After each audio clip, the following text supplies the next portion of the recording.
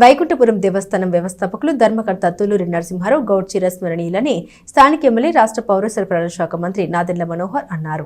Tenali గంగన్నమ్మపేటలోని Balaji hotel అధినేత వైకుంఠపురం దేవస్థాన వ్యవస్థాపకులు ధర్మకర్త తుల్లూరి నరసింహారావు గౌడ్ 40వ వర్ధంతి, ఆయన సతీమణి తుల్లూరు ఆదిలక్ష్మమ్మ 18వ వర్ధంతిని ఆదివారం ఘనంగా నిర్వహించారు. బాలాజీ హోటల్ వద్ద గల నరసింహారావు గౌడ్ కాంస్య విగ్రహానికి ముఖ్య అతిథులుగా హాజరైన స్థానిక ఎమ్మెల్యే రాష్ట్ర పౌర సరఫరాల శాఖ మంత్రి నాదెండ్ల మనోహర్ పూలమాల వేసి శ్రద్ధాంజలి ఘటించారు.